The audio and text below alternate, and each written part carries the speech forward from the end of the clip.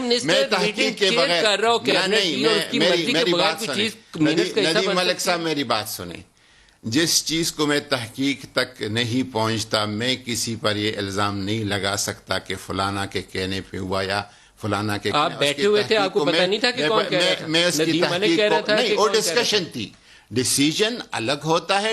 وہ میں نے کہہ دیا کہ ڈسکشن ہوئی تھی. کتنے لوگوں کی یہ رائے تھی کہ اس کو شامل ہونا چاہیے نام لیے بغیر؟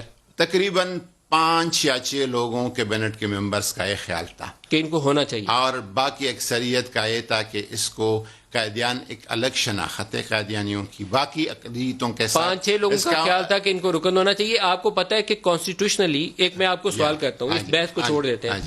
آئین پاکستان کے تحت ہم نے ان کو نان مسلم قرار دیا. جی ہاں. اس آئین پاکستان کو جس دن وہ قبول کر لیں، مان لیں کہ ہم اس آئین پاکستان کو مانتے ہیں، پھر حکومت پاکستان کو ایک نوٹیفائی کرنا پڑے گا اور آپ کو ان کو بتانا پڑے گا کہ آپ کون سی اقلیت ہیں.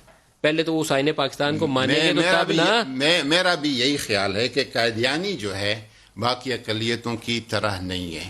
اقلیتوں کی تحفظ اور حقوق دینا اسلام بھی دیتا ہے، کانسٹیٹیوشن آف پاکستان بھی دیتا ہے، لیکن قائدیانی اقلیت اس طرح کی نہیں ہے. قائدیانی جو ہے میں آپ کو بتاؤں، کیا وہ آئین پاکستان مانتے ہیں؟ میں آپ کو بتاؤں سر، کیا وہ آئین پاکستان مانتے ہیں؟ آئین پاکستان نہیں مانتے. ان کو یہ حق نہیں کہ کسی ایسے کمیشن، کسی ایسی کمیٹی کا ممبر بنے جس کا یہ تمام آئین پاکستان کے ذیلی ادارے ہیں. تو وہ جو وزراء جن کی یہ رائے تھی کہ ڈال دیا جائے، وہ ان کو آئین پاکستان سے واقف نہیں ہے. ان کی میں نے مخالفت کر دی، ادھر بھی کر دی، اس دن بھی کر دی، کل بھی کر دی، اور 2 موقع ہو گئے. قیامت کے دن پر، قیامت کے دن تک میں کروں گا اس کی. ٹھیک، ایک بات میری سنیں، ایک بات میری. ایک پی ایم ایل این کے دور میں جو الیکشن کا فارم تھا، اس کے اندر سے حلف نامہ ریموو کیا گیا. پہلی اٹیمپٹ. دوسری اٹیمپٹ حج نامے کے حج میں نہیں ریموو ہوا تھا. غلط ہے، حج میں نہیں ریموو ہوا. تیسری اٹیمپٹ حج میں موجود تھا. 1,45,050 اپلیکیشن آئے، سب نے ختم نبوت کے حلف نامے پہ دستخط کیے ہیں.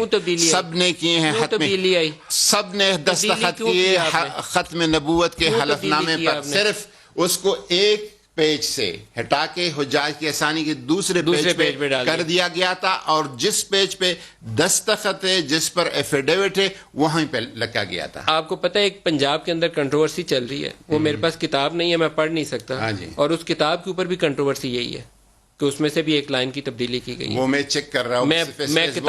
میں بھی انہیں بول رہا ہوں کہ مجھے وہ کتاب لا کے پڑھائیں. فیس بک پہ اگر آپ کے پاس اس کی اصل میں ان کو کہتا ہوں لڑکوں کو ضرور اس پہ بات کریں گے اور اس کو آگے بڑھائیں گے. ہمارے لیے دیکھیں وزارت حکومت آنی جانی چیزیں ہیں.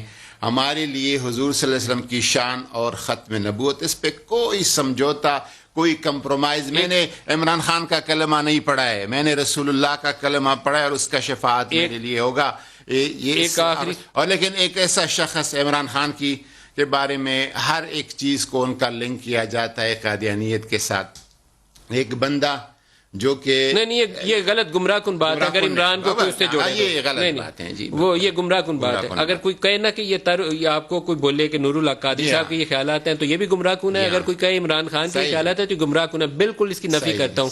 لیکن یہ کام ہوا، اس کے اندر کوئی ایسے فیکٹرز تھے جنہوں نے انفلوئنس کر کے آپ لوگوں سے وہاں بیٹھے ہوئے یہ کام کروا دیا.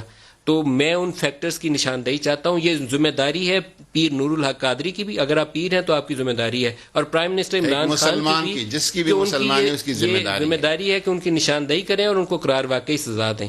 پیر یا وزیر کو چھوڑ کے جو بھی مسلمان ہے اس کی ذمہ داری ہے. دیکھیں finality of the prophethood جو ہے، اس میں کوئی یہ ہمارے ایمان کا حصہ ہے، ایمان کا جزء اول ہے، جزء اول ہے نا.